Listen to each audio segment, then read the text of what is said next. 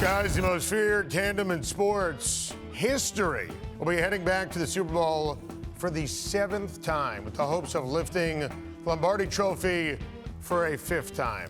Rich Gannon, what can you say about the greatest quarterback and greatest coach in history? You know what? I'm probably as guilty as any other analyst out there when I use words like great and outstanding and the best to describe certain players and coaches. But those superlatives fit like a glove when you talk about Tom Brady and Bill Belichick and what they've been able to accomplish. I mean, it's incredible. Those two, they have more career postseason wins than 25 NFL franchises. They will have participated in 6 of the last 14 Super Bowls. I mean, this is utter dominance. I think the relationship between Brady and Belichick is so special. Going back to Brady's first year, it's player and it's coach. And the respect is a mutual admiration and respect for each other. And it's amazing what they've been able to accomplish through the years. I think they should go into the Hall of Fame together. What a brilliant idea, Rich. I love that. And Steve, how about this? Tom Brady threw for 384 yards. That's a record in the postseason for the Patriots. I mean, my goodness. Another Sunday, another record for Tom Brady.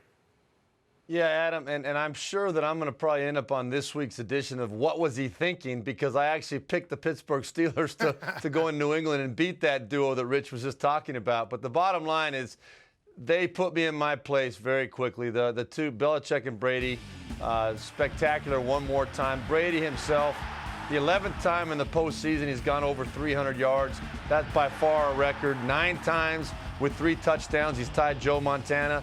Rich said 6 of the last 14 Super Bowls. I mean, the guy just continues to get it done. Playing at age 39, probably, arguably the best football of his life. Absolutely amazing. Trent, was that Chris Hogan or Randy Moss on Sunday?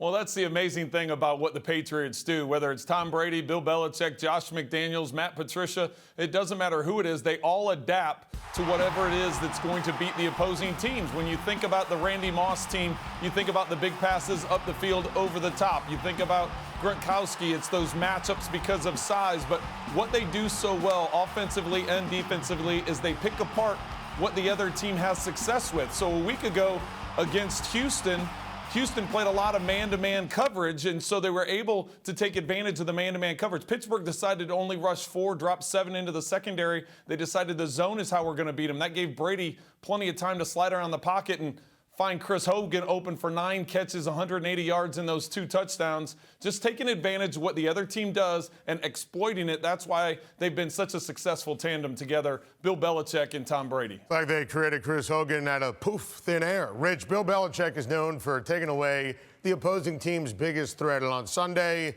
it was Antonio Brown. What makes Belichick and the Patriots defensive staff so brilliant on the defensive side of the ball?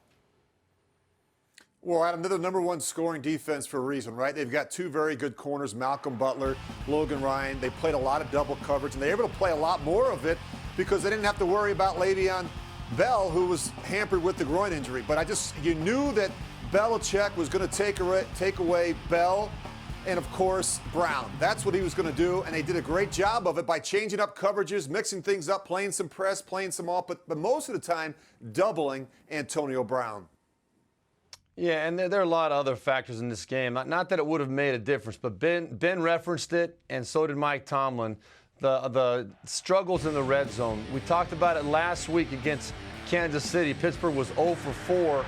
Yesterday, 1 for 3. That was interception by Ben there. Darius Hayward-Bay and he were just not on the same page. But in general, I believe if the Steelers score in the red zone, that time that James came up just short of the end zone, they went back and overruled the touchdown call. If they get a touchdown there, it doesn't necessarily win the game for Pittsburgh, but it puts them back in the game, and that gives them momentum. It's huge when those little things like that kind of keep adding up against you. It's hard to overcome, especially in Foxborough against a great team like the Patriots. You know, Steve, those are great points, and that's really how New England has thrived all season when you consider what Matt Patricia has done with that side of the football, whether it be all of a sudden the trade of Jamie Collins and you've got to plug in another linebacker. How are you going to adapt your defense? What are you going to do from a nickel standpoint or dime standpoint? So the defense has made adjustments all year, finding ways to get the other team off the field. They've given up big yardage. They gave up 368 yards to Pittsburgh. But as you said, down in the red zone is where teams haven't had much success. That's why New England is the #1 scoring defense, because they're able to hold teams to field goals or to field goal attempts. And in Pittsburgh's case, because they had the missed kicks, but then taking advantage of the red zone, the goal-to-goal defense, they've been able to keep teams out of the end zone, and that's why they're so successful.